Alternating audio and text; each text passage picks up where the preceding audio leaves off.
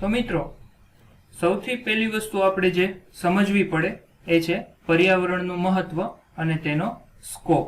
તો એની અંદર આપણે જોઈએ તો તમને બધાને ખબર જ હશે કે માનવ જીવન જે છે એ પર્યાવરણ ઉપર આધારિત છે. જો પર્યાવરણની અંદર પ્રદૂષણ નહીં હોય તો બધી જ વસ્તુ સુરક્ષિત રહેશે. દાખલા તરીકે મનુષ્ય, વનસ્પતિ, જંગલો, હવા, પાણી, નદી, સરોવર, સમુદ્ર, ખેતીવાડી, પશુપાલન વગેરે. તો આ બધી જ વસ્તુ જે છે એ બધી જ વસ્તુ કોના પર આધાર રાખે છે? તો કે પર્યાવરણ પર આધાર રાખે છે. અને જો પર્યાવરણ પ્રદૂષિત હશે તો આ સુરક્ષિત રહેશે નહીં. એટલે આપણે ધ્યાન રાખવું પડશે કે પર્યાવરણને આપણે પ્રદૂષિત થતું અટકાવવું પડશે. આ માટે એક નવું પર્યાવરણ વિજ્ઞાન જે છે એ અસ્તિત્વમાં આવ્યું, જેની આજે આપણે ચર્ચા કરવાના છીએ. તો મિત્રો, આ પર્યાવરણ વિજ્ઞાન જે છે એની કઈ કઈ શાખાઓ છે, કયા કયા સાયન્સ છે, આ બધી જ વસ્તુ આપણે જોવી છે. તો એની અંદર પર્યાવરણ વિજ્ઞાન જે છે એ મલ્ટી ડિસિપ્લિનરી સાયન્સ છે, જેની અંદર તમારે ફિઝિક્સ, કેમેસ્ટ્રી અને બાયોલોજી આ ત્રણેય વસ્તુનો અભ્યાસ કરવો પડે.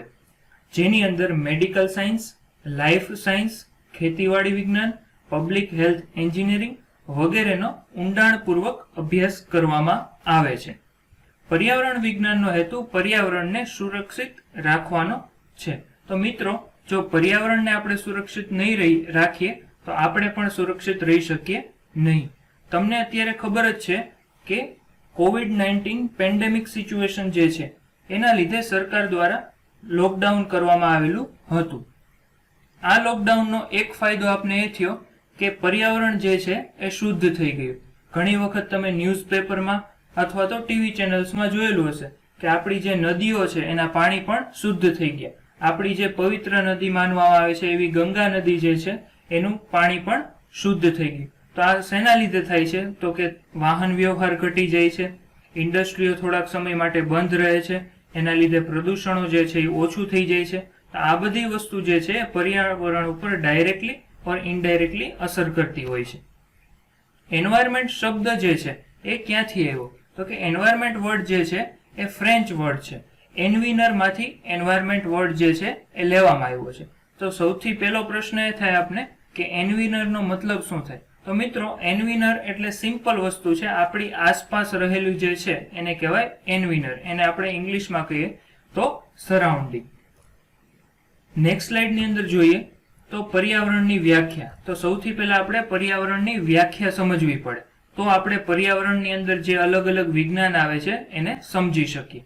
તો પર્યાવરણની વ્યાખ્યાની અંદર એવું કીધેલું છે કે માનવ જીવન અને તેના અસ્તિત્વને અસર કરતા તમામ પરિબળો જેવા કે ભૌગોલિક, ભૌતિક, રાસાયણિક, બાયોલોજીકલ અને ઇકોલોજીકલ વગેરે પર્યાવરણનો સમાવેશ થાય છે.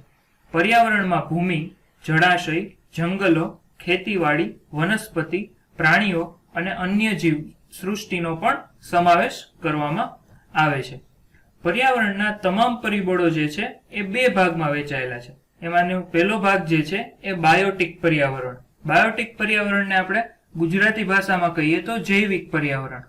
હજુ આનાથી હું તમને સિમ્પલ વસ્તુ કહું તો બાયોટિક એટલે શું થાય? તો કે જીવંત વસ્તુ કે જેની અંદર જીવ રહેલો છે. તો એની અંદર કઈ કઈ વસ્તુનો આપણે સમાવેશ કરી શકીએ? તો વનસ્પતિ, જંગલો, પશુ પક્ષીઓ, પ્રાણીઓ, આ બધી જ વસ્તુ જે છે એ જૈવિક પર્યાવરણની અંદર એટલે કે બાયોટિક પર્યાવરણની અંદર આવે છે.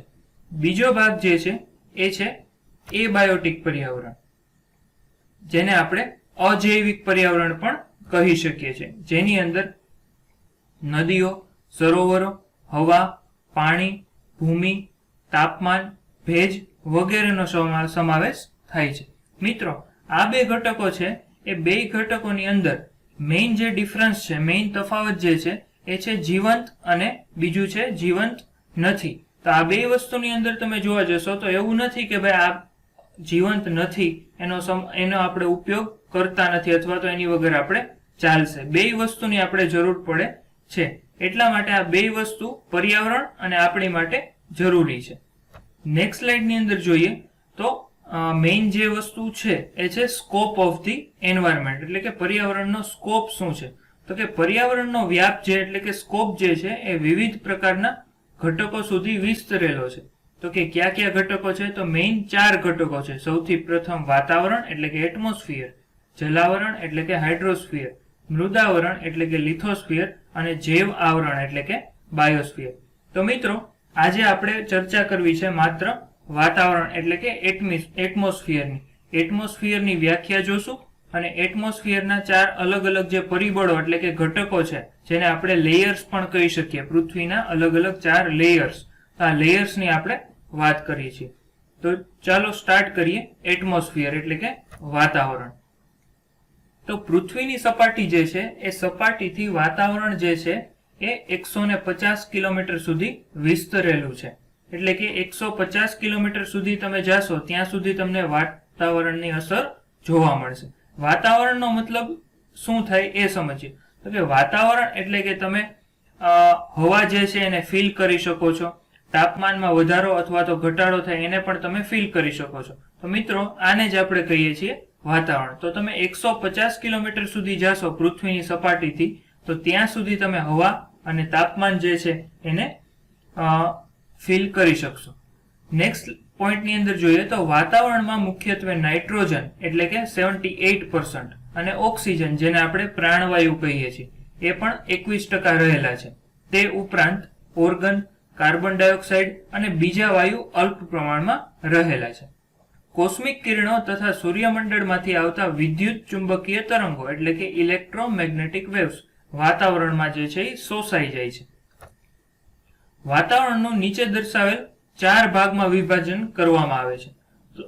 પ્રથમ ભાગ જે છે એ છે ટ્રોપોસ્ફિયર, એની પછી છે સ્ટ્રેટોસ્ફિયર, એની પછી આવે છે મેઝોસ્ફિયર અને ચોથું છે થર્મોસ્ફિયર. તો મિત્રો આ જે વાતાવરણ ટોટલ 150 કિલોમીટરની અંદર આવેલું છે તો આ 150 કિલોમીટરની અંદર પણ 4 લેયર અલગ અલગ રીતે વહેંચાયેલા છે. જેની અંદર ટ્રોપોસ્ફિયર છે એ 0 કિલોમીટરથી 11 કિલોમીટર સુધીની ઊંચાઈએ રહેલું છે. એના પછી ટ્રોપોસ્ફિયર તો 11 કિલોમીટરથી 50 કિલોમીટર, મેઝોસ્ફિયર 50 કિલોમીટરથી 85 એટલે કે 85 કિલોમીટર અને થર્મોસ્ફિયર એટલે કે 85 થી 500 કિલોમીટર સુધી આવેલું હોય છે. તો સૌથી પહેલી વસ્તુ આપણે જોઈએ ટ્રોપોસ્ફિયર. તો ટ્રોપોસ્ફિયરની અંદર તમને અહીંયા એક ફિગર દેખાતી હશે. એ ફિગરની અંદર ટ્રોપોસ્ફિયર મેં દર્શાવેલું છે, બરાબર. અને એની ઉપરનો જે ડાર્ક સ્કાય બ્લુ કલરનો જે બેલ્ટ દેખાય છે એ ત્યાંથી નવું લેયર સ્ટાર્ટ થાય છે જેનું નામ છે સ્ટ્રેટોસ્ફિયર. તો અત્યારે આપણે માત્ર ચર્ચા કરવી છે ટ્રોપોસ્ફિયરની. તો સૌથી પહેલી અને અગત્યની વસ્તુ, તમે લોકો એરક્રાફ્ટમાં બેસેલા હશો તો આપણું જે એરક્રાફ્ટ જે છે એ ઉડ્ડયન ભરે છે એ વિસ્તાર જે છે એ ટ્રોપોસ્ફિયર છે. ક્યારેય તમારું એરક્રાફ્ટ જે છે એ ટ્રોપોસ્ફિયરની બહાર જઈ શકતું નથી. શું કામ? કારણ કે ટ્રોપોસ્ફિયર એક એવું લેવલ છે કે જ્યાં સૌથી વધારે વાતાવરણનો પ્રભાવ હોય છે. તો ચાલો આગળ જોઈએ ટ્રોપોસ્ફિયરની અંદર. તો પૃથ્વીના સ્તરને અડીને આવેલા વિભાગને ટ્રોપોસ્ફિયર કહે છે. તેની ઊંચાઈ લગભગ 11 કિલોમીટર જેટલી ગણવામાં આવે છે. વાતાવરણના આ સ્તરમાં મનુષ્ય અને અન્ય જીવસૃષ્ટિ રહે છે. આ સ્તરમાં તાપમાન પ્રત્યેક કિલોમીટર લગભગ 6.5 ડિગ્રી સેલ્સિયસ પ્રમાણે ઘટતું જાય છે. એટલે જેમ તમે ઊંચે જાશો એમ તાપમાન જે છે ઘટતું જશે. વાતાવરણના લગભગ 90% ભાગનો આ સ્તરમાં સમાવેશ થાય છે. તેમાં ઓક્સિજન અને નાઇટ્રોજન જે છે એ મુખ્ય વાયુઓ છે. અલ્પ માત્રામાં વાયુ જેવા કે હિલિયમ, મિથેન, હાઇડ્રોજન, નાઇટ્રોજન તથા ધૂળના રજકણો જે છે એનો પણ સમાવેશ થાય છે. આ સ્તરમાં વાયુની ઉપર તરફ અને નીચે તરફની ગતિ વધારે હોય છે, જેના લીધે વાયુ પ્રદૂષકો આ સ્તરમાં અત્યંત ગતિશીલ એટલે કે એક્ટિવ હોય છે. એના પછીનું જે લેયર આવે છે એ છે સ્ટ્રેટોસ્ફિયર. તો સ્ટ્રેટોસ્ફિયરની અંદર જોઈએ તો સ્ટ્રેટોસ્ફિયર એ ટ્રોપોસ્ફિયરની ઉપરનો ભાગ છે. એટલે કે ટ્રોપોસ્ફિયર તમારું જે પૂરું થશે ત્યાંથી સ્ટ્રેટોસ્ફિયર જે છે સ્ટાર્ટ થાય છે. એટલે કે 11, 10 અથવા 11 કિલોમીટરથી અપ તમે જાશો એટલે સ્ટ્રેટોસ્ફિયર જે છે આગળ વધશે. આ સ્તરમાં વાદળ કે રજકણો હોતા નથી, પરંતુ ઓઝોન વધારે પ્રમાણમાં હોય છે. તો મિત્રો અહીંયા એક ગેસ આવે છે ઓઝોન. તો ઓઝોન વિશે તમને વાત કરી દઉં. ઘણી વખત ન્યૂઝપેપરની અંદર આવે છે અથવા તો ટીવી ચેનલ્સમાં બતાવતા હોય કે ભાઈ ઓઝોનના લેયરમાં ગાબડું પડેલું છે. તો મિત્રો આનો મતલબ શું થાય એ આપણે સમજીએ. તો ઓઝોન એક એવો વાયુ છે કે જેનાથી સૂર્યમાંથી જે અલ્ટ્રાવાયોલેટ રેઝ આવે છે એ રેઝ જે છે એને શોષી લે છે ઓઝોન. તો જ્યારે ઓઝોનમાં ગાબડું એટલે કે ઓઝોન વાયુ જે છે એ ઓછો થાય છે ત્યારે અલ્ટ્રાવાયોલેટ રેઝ જે છે એ 100% પૃથ્વી ઉપર પેનેટ્રેટ થાય છે, બરાબર, જેના લીધે તડકો અથવા તો ગરમી વધારે લાગે છે અને જો વધારે વખત તમે તડકામાં રહ્યો તો સ્કિન ડિસીઝ જે છે એના ચાન્સ પણ વધી જાય છે. તો ઓઝોન લેયર જે છે એ આપણા માટે એક સારી વસ્તુ છે. જેમ ઓઝોન લેયર જે છે એ મેન્ટેન રહેશે એમ અલ્ટ્રાવાયોલેટ રેઝ જે છે એ જેટલા જરૂરી છે એટલા જે પૃથ્વી પર આવવા દેશે, બાકીના ત્યાંથી એ ડાયવર્ટ કરી દેશે. ક્લિયર? તો આગળ જોઈએ. પરિણામે પૃથ્વી પરનું તાપમાન સચવાઈ રહે છે અને યુવી કિરણોને લીધે પૃથ્વી પર થતી આડઅસરોને રોકી શકાય છે. સ્ટ્રેટોસ્ફિયરમાં ફોટોકેમિકલ પ્રક્રિયાને લીધે ઓઝોન ઉત્પન્ન થાય છે. નૈસર્ગિક રીતે ઓઝોનનું પ્રમાણ સ્ટ્રેટોસ્ફિયરમાં જળવાઈ રહે છે. તેની માત્રા મધ્ય ભાગમાં 10 ppm જેટલી હોય છે. એના પછીનું જે લેયર છે એનું નામ છે મેઝોસ્ફિયર. તો મેઝોસ્ફિયર શું કહેવા માંગે છે આપણે જોઈએ. મેઝોસ્ફિયરમાં વાતાવરણીય દબાણ એટલે કે એટમોસ્ફેરિક પ્રેશર ઓછું હોય છે, જેના કારણે આ સ્તર ખૂબ ઠંડો હોય છે.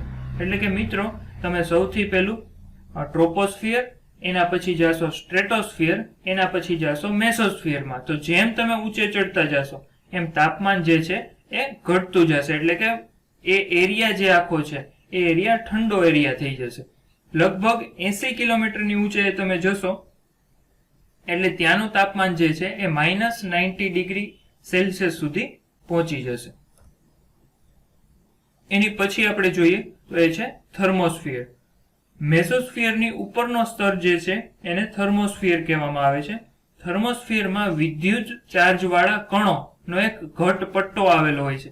એટલે મિત્રો જેવા તમે થર્મોસ્ફિયરમાં એન્ટર થશો એટલે ત્યાં એક બેલ્ટ બનેલો હશે, એટલે કે એક એવું લેયર હશે કે જેની અંદર જે પાર્ટિકલ્સ હશે એ બધા જ વિદ્યુત ચાર્જવાળા, પોઝિટિવ ચાર્જવાળા હશે, બરાબર. રેડિયો તરંગો પૃથ્વી પર પરાવર્તિત કરવા માટે સક્ષમ હોવાથી સેટેલાઇટની શોધ થઈ તે પહેલા વિશ્વ સ્તરે સંદેશા વ્યવહાર માટે આ સ્તરનો ઉપયોગ થતો હતો. હવે મિત્રો થર્મોસ્ફિયરની અંદર આવો એક પોઝિટિવ ચાર્જવાળા કણોનો એક પટ્ટો રહેલો છે. તો એનો પ્લસ પોઈન્ટ એ છે કે જેનાથી તમે સંદેશા વ્યવહાર કરી શકો છો. તો જ્યારે સેટેલાઇટની શોધ નહોતી થઈ ત્યારે આપણે આ લેયરનો સંદેશા વ્યવહાર માટે ઉપયોગ કરતા હતા. તો મિત્રો આ 4 લેયર જે છે એ તમને વ્યવસ્થિત રીતે સમજાણા હશે. હવે એની એક ફિગર આપણે જોઈએ જેની અંદર તમને ક્લિયર કટ આઈડિયા આવશે કે ક્યુ લેયર કઈ રીતે આગળ વધે છે અને કોનો ઉપયોગ કઈ રીતે થાય છે. તો અહીંયા તમે જોઈ શકશો એક ફિગર છે. First layer troposphere, second layer stratosphere, third layer mesosphere અને ફોર્થ લેયર થર્મોસ્ફિયર. એના પછીનું જે લેયર છે